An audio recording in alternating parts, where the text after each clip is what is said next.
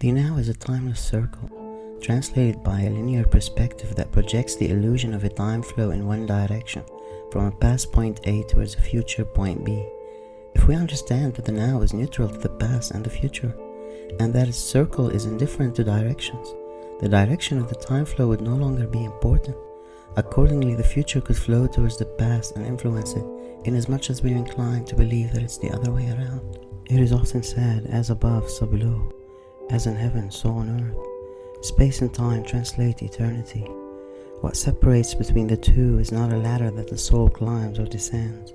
Rather, it's a veil of forgetfulness that could only be lifted through contemplating the elusive nature of the translation itself, the elusive nature of space and time. Heaven is said to have preceded earth. Eternity is said to have preceded space and time.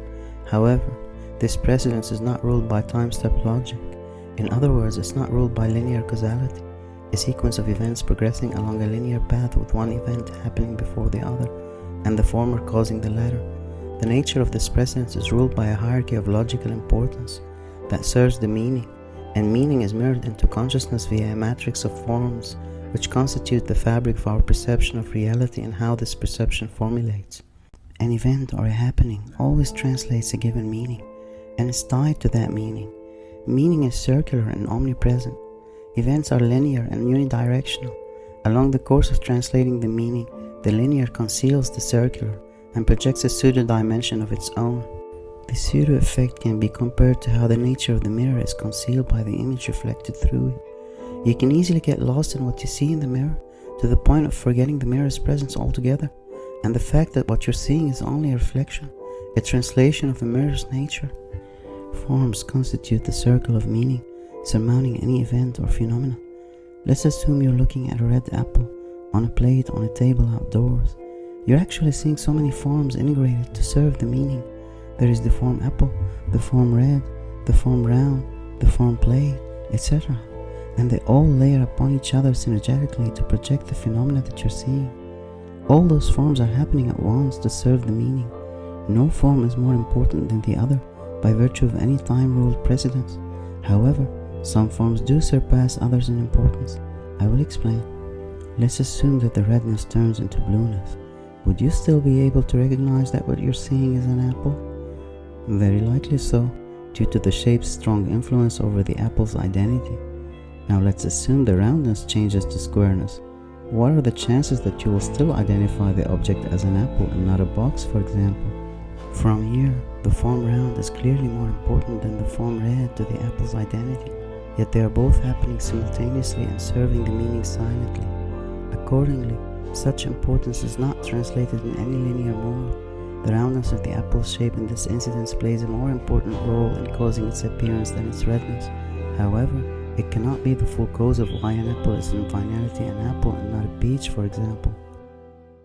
Thus, in the world of meaning, causality is not as definite as it may appear in time-step logic. Forms serve the meaning seamlessly, without too much emphasis on priority and posteriority, what comes before what and what causes what, as isn't the case with linear causality. This brings us to the most skeletal yet most hidden and silent form of all forms, without which no conscious experience of any sort could ever hold, the Form One. Can any conscious experience ever stand without recollecting and recognizing the Form One in things? Can you even know that you're thinking what you're thinking without isolating that given thought in mind and viewing it within a frame of unity? Let's go back to the apple example. Can you identify the apple or distinguish its presence from the plate or its surroundings without your mind's pre-knowledge of the Form One and its ability to recognize this form in things? Imagine if you're unable to isolate concepts in mind. Would you be able to isolate awareness of the apple's presence within the soup of matter it's embedded in?